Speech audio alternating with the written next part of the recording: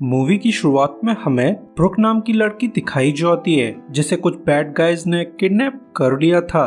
तो उसे रेस्क्यू करने का काम एक मर्सनरी टीम को दे दिया जाता है जो बड़ी आसानी से ब्रुक्स को रेस्क्यू कर लेते हैं। मगर इनके बाहर जाने से पहले बैड गाइज की रीइंफोर्समेंट आ जाती है जो मर्सनरी टीम पर गोलियां बरसाने लगते हैं, जिससे यहाँ पर तगड़ी गन फाइट चालू हो जाती है, जिस दौरान टीम में से ड्राइवर और एक्सल नाम के बंदे मारे जाते हैं। तो बाकी टीम भागने पर मजबूर हो जाती है, जिस दौरान वो एक्सल की डेड बॉडी को वहीं पर अबैंडन कर देते हैं, जो बात टीम को काफी ज्यादा भारी पड़ने वाली थी। जो एज अ डील ब्रुक्स को उसके फादर के पास ले जाते हैं, जिस दौरान ब्रुक्स कैल नाम के बंदे पर डिपेंड करने लगती है। जिसके बाद हमें 1 साल बाद का सीन दिखाया जाता है जहां मर्सनरी टीम डिसबैंड हो चुकी थी। तो एक दिन कैल नाम का बंदा अपने कजिन ब्रैडली के घर आ जाता है, जो कैल को यहाँ देखकर काफी ज्यादा सरप्राइज था क्योंकि लास्ट मिशन के बाद वो लोग अलग हो चुके थे। तो कैल ब्रैडली को अपनी शादी में इनवाइट करने लगता है एंड सरप्राइजिंगली उसकी वाइफ ब्रुक्स होने वाली थी, जिसे टीम ने 1 साल पहले बैड गाइज से बचाया था। मगर उस रेस्क्यू मिशन में टीम के 2 आदमी मारे गए थे। तो ये जानकर ब्रैडली काफी ज्यादा अपसेट था, मगर फिर भी वो अपने भाई को बधाइयां देने लगता है। साथ ही वो शादी में शामिल होने का वादा भी कर देता है। जिसके बाद हमें सिटी का बेस्ट रिजॉर्ट दिखाया जाता है जहां कैल और ब्रुक्स की शादी होने वाली थी, और इसी वजह से ब्रुक्स के फादर चक ने पूरे होटल को हफ्ते भर के लिए बुक कर लिया था, जिससे हमें ये तो पता चल ही जाता है कि ब्रुक्स का फादर चक काफी ज्यादा अमीर है, जो अपनी दोनों ही बेटियों को बहुत ज्यादा प्यार करता था। और इसी समय होटल मैनेजर यहाँ आ जाता है, जो चक को इन्फॉर्म कर देता है कि कुछ ही समय में बाकी गेस्ट चेकआउट करा लेंगे, जिसके बाद आपकी फैमिली और फ्रेंड्स पूरे 1 हफ्ते तक मौज मस्ती कर सकते हैं। जो बात सुनकर चक काफी ज्यादा खुश था। तो इसी खुशी में मैनेजर फैमिली को रिजॉर्ट का टूर करवाने लगता है, और फिर हमें कैल का दोस्त एंडर्स दिखाया जाता है, जो कि सभी की तरह कैल की शादी में आया हुआ था। तो उसे यहाँ देखकर कैल काफी ज्यादा सरप्राइज था क्योंकि एंडर्स ने पिछले 1 साल में किसी से भी कांटेक्ट नहीं रखा था। तो एंडर्स बंदे को क्लियर कर देता है कि मैं अक्सर अपनी मेल्स को चेक कर लेता था, तो जब मुझे तुम्हारी शादी के बारे में पता चला तो मैं बिना देरी किए यहाँ पर आ गया। वैसे भी फ्री का खाना किसको पसंद नहीं आता है। तो ये लोग अपनी पुरानी यादों को ताज़ा करने लगते हैं। वहीं चक की फैमिली का होटल टूर अभी तक खत्म नहीं हुआ था, तो वो मैनेजर से सिक्योरिटी के बारे में पूछताछ करने लगता है क्योंकि उसकी बेटी एक बार तो किडनैप हो चुकी है। तो अब वो दोबारा रिस्क लेना नहीं चाहता है। तो मैनेजर उसे होटल के सिक्योरिटी रूम ले जाता है जहां पर एक सिक्योरिटी गार्ड मौजूद था। तो मैनेजर सभी को इन्फॉर्म कर देता है कि पूरे होटल में कैमरेज लगे हुए हैं जिन पर हमारा गार्ड्स हर समय नजर बनाए रखता है, तो आपको सिक्योरिटी के बारे में कोई भी टेंशन नहीं लेनी चाहिए। जिसके बाद ब्रुक्स कैल और एंडर्स के पास आ जाती है, जिसे एंडर्स एक ही नजर में पहचान लेता है, जो इन दोनों को कांग्रेट्स बोलकर यहाँ से चला जाता है। और फिर जल्द ही शाम हो जाती है जहाँ सभी लोग डिनर के लिए इकट्ठे हो चुके थे। तो ब्रैडली का दिल ब्रुक्स की सिस्टर हेले पर आ जाता है, जो बात ऑब्वियसली उसके भाई कैल ने भी नोटिस कर ली थी। तो वो अपने भाई को वार्न करने लगता है कि हेली कोई नॉर्मल लड़की नहीं है, कि अगर तुम उसके प्यार में पड़े तो तुम बहुत बुरी तरह से फंस जाओगे। जिस बात पर ब्रैडली ध्यान नहीं देता है, और इसी समय उन्हें बढ़िया सी पियानो ट्यून सुनाई देने लगती है। तो ये दोनों ये देखकर दंग रह जाते हैं कि पियानो को तो एंडर्स बजा रहा था, जिस बात पर इन दोनों को भरोसा नहीं होता है कि एंडर्स जैसा आदमी पियानो भी बजा सकता है। मगर उसके साथ में एक लेडी बैठी हुई थी, जिसे देखकर इन दोनों को एहसास हो जाता है कि असल में एंडर्स इस लेडी को इम्प्रेस करना चाहता है। तो ये दोनों अपने दोस्त एंडर्स को ब्लेसिंग्स देने लगते हैं, जिसके बाद कैल ब्रैडली को अपनी वेडिंग रिंग देकर यहाँ से चला जाता है ताकि शादी तक ब्रैडली इस रिंग की हिफाजत कर सके। मगर उसके जाते ही यहाँ पर हेली आ जाती है क्योंकि शुरुआत से ही हेली की नजर ब्रैडली पर पड़ चुकी थी। तो इन दोनों के मन में लड्डू फूटने लगते हैं। साथ ही हेली ब्रैडली को सीड्यूस करने लगती है, जिस बात पर ब्रैडली काफी ज्यादा खुश था।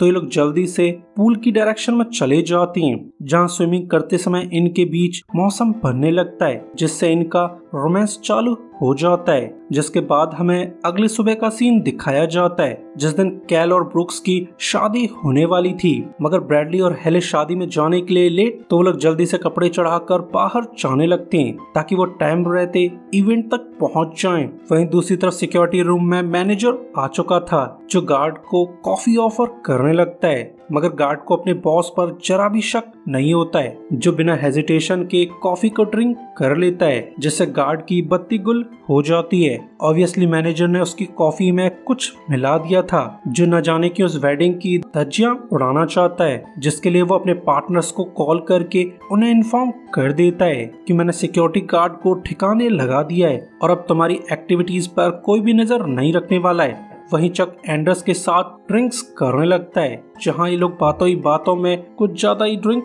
कर जाते हैं, जिससे इन दोनों की हालत खराब होने लगती है और फिर जल्द ही शादी का टाइम आ जाता है, जहां चक अपनी बेटी के साथ सभी के सामने आने वाला था, मगर चक तो अभी तक पूरी तरह से टल्ली था, जो लड़खड़ाते हुए यहाँ आने लगता है। तो ब्रैडली चक के पास जाकर उसे सपोर्ट करने लगता है। वहीं दूसरी तरफ मैनेजर की हेल्प से कुछ बैड गाइज होटल में एंटर कर चुके थे, जो अंदर आते ही सभी शेफ्स का सफाया कर देते हैं। साथ ही इन मर्सनरीज का लीडर एक्सल मैनेजर के पैर में भी गोली मार देता है, ताकि ऐसे प्रूव किया जा सके जैसे मैनेजर का इस सब से कोई भी कनेक्शन नहीं है। और यहाँ पर हमें एक शॉकिंग फैक्ट पता चल जाता है कि गुंडों का लीडर और कोई नहीं, एक्सल नाम का बंदा था, जो पहले कैल की टीम का पार्ट रह चुका है, मगर ब्रुक्स रेस्क्यू मिशन में उसे गोली लग गई थी, जिस वजह से टीम ने एज्यूम कर लिया था कि एक्सल मारा जा चुका है। तो वो लोग एक्सल को छोड़कर वहां से चले गए थे,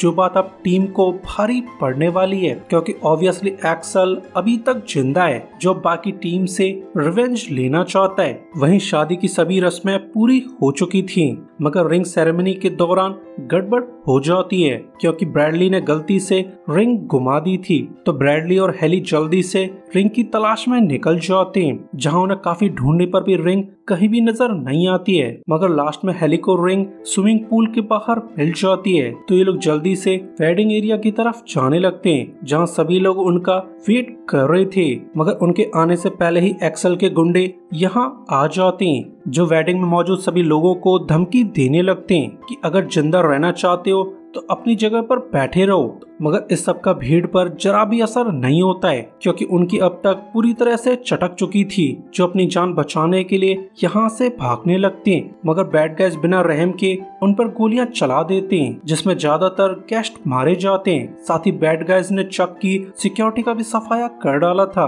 वहीं ब्रैडली और हेले ने गन शॉट की आवाज सुन ली थी, जो आवाजें सुनकर ये लोग अलर्ट हो जाते हैं कि शायद वेडिंग की धज्जियां उड़ चुकी हैं। तो वो दोनों मामला ठंडा होने तक कहीं छुप जाते हैं। वहीं वेडिंग वाले एरिया में ठग्स ने बाकी लोगों को कैप्चर कर लिया था, जिन्हें फिर एक रूम में बंद कर दिया जाता है। मगर इस समय कैल और ब्रुक्स भागने में कामयाब हो चुके थे, मगर वो बाहर निकल पाते उससे पहले ही दो ठग्स यहाँ आ जाते हैं, जिन्हें कैल बड़ी आसानी से खत्म कर देता है। मगर अब उसे ब्रुक्स की टेंशन होने लगी थी, तो वो पीछे के रास्ते से ब्रुक्स को भगा देता है, मगर उसे इस बात का जरा भी अंदाजा नहीं हुआ था कि एक्सल सिक्योरिटी कैमरेस के थ्रू सभी जगहों पर नजर रख रहा था, जिससे उसे ब्रुक्स के बारे में पता चल जाता है। तो वो कुछ सोचकर ब्रुक्स की डायरेक्शन में चला जाता है। ऑब्वियसली वो ब्रुक्स को कैप्चर करके कैल को टॉर्चर करना चाहता है। वहीं अब तक एंडर्स को होश आ चुका था, तो गनशॉट्स की आवाज सुनकर वो भी अलर्ट हो जाता है।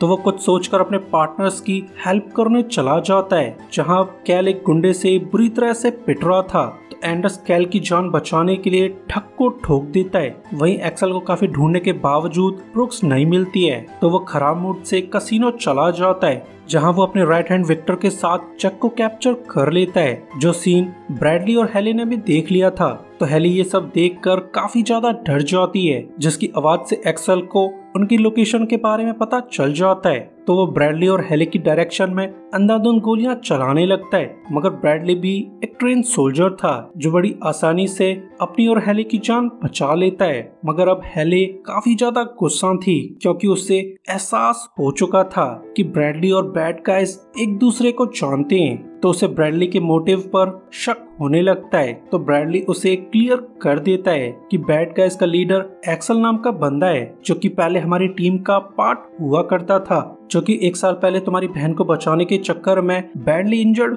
हो चुका था। तो टीम ने उसे मरा हुआ सोचकर अबैंडन कर दिया था, मगर कैसे भी करके एक्सल जिंदा बच गया होगा जो अब हमारी टीम से बदला लेना चाहता है। तो ये बात सुनकर हेली फिलहाल के लिए शांत हो जाती है। वहीं एक्सल ने भी चक को सारा सच बता दिया था कि तुम्हारी बेटी को बचाने के चक्कर में मुझे गोलियां लग गई थीं, जहां मेरी ही टीम ने मुझे अबैंडन कर दिया था। तो उनके जाने के बाद बैड गाइज ने मुझे कैप्चर कर लिया था, जहां मेरा कई महीनों तक टॉर्चर किया गया, मगर मैं जैसे तैसे करके भागने में कामयाब हो गया था और अब मैं तुम सभी से बदला लेना चाहता हूँ। तो ये सब जानकर चक की पूरी तरह से फट जाती है, जो अपनी फैमिली को बचाने के लिए 1 मिलियन की डील करने लगता है। मगर ये सौदा एक्सल को बिल्कुल भी पसंद नहीं आता है, तो वो बिना हेजिटेट किए चक के पेट में गोली मार देता है, जिस बात पर चक की पूरी तरह से चटक जाती है, जो इस सिचुएशन से बाहर निकलने के लिए एक्सल को सारा पैसा देने के लिए राजी हो जाता है। तो एक्सल फिलहाल के लिए चक की जान बख्श देता है। वहीं एक्सल का आदमी मार्शल सिक्योरिटी रूम में बैठा हुआ था, जिसे सिक्योरिटी कैमरास के थ्रू सारी सिचुएशन के बारे में पता चल जाता है। तो वो अपने बाकी साथियों को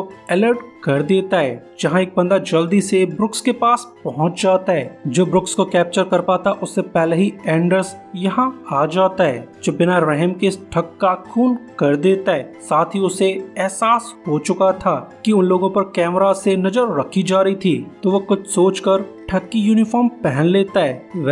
वो ऐसा शो करना चाहता है कि ठग्स ने ब्रुक्स को कैप्चर कर लिया है, जो फिर ब्रुक्स को लेकर सिक्योरिटी रूम चला जाता है, जिन्हें देखकर मार्शल को जरा भी एहसास नहीं होता है कि उसका पार्टनर तो पहले ही मर चुका है। तो वो बिना हेजिटेशन के सिक्योरिटी रूम का डोर अनलॉक कर देता है, जिसके खुलते ही ब्रुक्स और एंडर्स अंदर आ जाते हैं, जहां एंडर्स बिना देरी किए मार्शल पर हमला कर देता है, जिससे इनके बीच तगड़ी फाइट चालू हो जाती है। मगर अब एंडर्स बूढ़ा हो चुका था, तो वो इस फाइट में पिटना चालू हो जाता है। तो सिचुएशन खराब होते देख ब्रुक्स मार्शल को गोली मार देती है, जैसा करने से उसकी और एंडर्स की जान बच जाती है। तो एंडर्स ब्रुक्स को यहाँ छोड़कर बाहर जाने लगता है ताकि वो अपने बाकी पार्टनर्स को सपोर्ट कर सके। वहीं हेली और ब्रैडली चक के रूम तक पहुंच चुके थे ताकि चक के सैटेलाइट फोन से पुलिस को कॉल किया जा सके। वैली रिजॉर्ट एक रिमोट एरिया पे बना हुआ था, जहां फोन्स में सिग्नल्स नहीं आते थे और इसी वजह से अभी तक कोई भी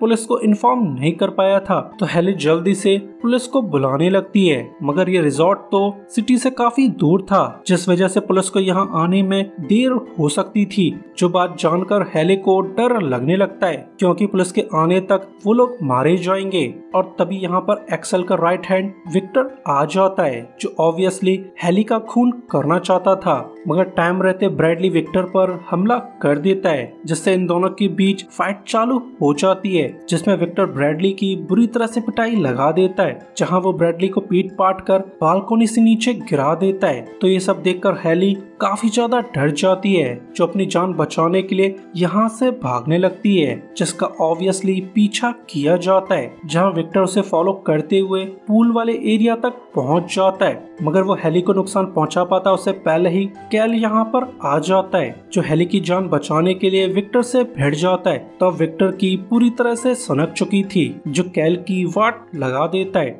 पर तभी यहाँ पर ब्रैडली आ जाता है, जो बालकनी से गिरने के बाद भी जिंदा बच गया था। तो ब्रैडली विक्टर को धक्का देते हुए पूल में कूद जाता है, जहाँ इन दोनों के बीच फाइट चालू हो जाती है। मगर अब तक ब्रैडली की पूरी तरह से सनक चुकी थी, जो विक्टर को पीट पाट कर उसका हैप्पी बर्थडे कर देता है। यानी अब बैड गाइज के ग्रुप का सफाया हो चुका था और अब बस एक्सल ही जिंदा बचा था, जो चक को लेकर सिक्योरिटी रूम चला जाता है जहां मार्शल के बजाय ब्रुक्स मौजूद थी। तो वो मजबूरी में डोर को ओपन कर देती है क्योंकि सिचुएशन बिगड़ने पर एक्सल बिना रहम के चक का खून कर डालेगा। तो अपने फादर को बचाने के खातिर वो डोर को अनलॉक कर देती है। तो अंदर की सिचुएशन देखकर एक्सल की पूरी तरह से सनक जाती है, मगर फिलहाल के लिए वो बस पैसे हासिल करना चाहता था। तो वो चक को फोर्स करके उसके सिस्टम को एक्सेस करने लगता है, जहां वो बड़ी आसानी से चक का सारा पैसा अपने अकाउंट्स में ट्रांसफर करवा लेता है। तो काम पूरा होते ही वो चक को मरने के लिए छोड़कर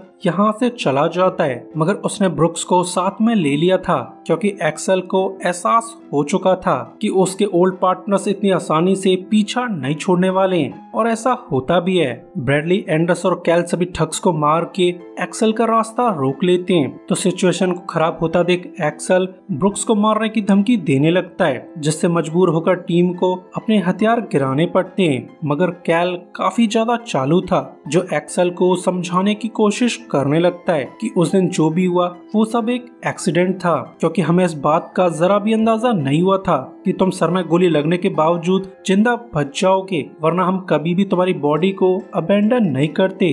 तो ये सब सुनकर एक्सल इरिटेट होने लगता है। तो उससे फ्रस्ट्रेशन में एक गलती हो जाती है, जिसका फायदा उठाकर कैल एक्सल की खोपड़ी खोल देता है, क्योंकि वो शुरुआत से ही एक्सल का ध्यान बटाना चाहता था। तो एक्सल के मरते ही मर्सनरी गैंग का सफाया हो जाता है और फिर जल्द ही बाकी लोग भी यहाँ आ जाते हैं। तो ब्रैडली कैल को उसकी वेडिंग रिंग सौंप देता है ताकि वो अपनी शादी को पूरा कर सके। और इसी दौरान एंडर्स अपने डार्क जोक्स छोड़ने लगता है कि आज के बाद मुझे कोई भी शादी में इनवाइट मत करना, वरना तुम सबकी शादियां बर्बाद हो सकती हैं। जिस बात पर सभी लोग जोर जोर से हंसने लगते हैं। इसी के साथ मूवी का एंड हो जाता है। सो गाइस, मूवी के लिए लाइक और सब्सक्राइब कर दीजिए ताकि हमें आपका सपोर्ट मिलता रहे।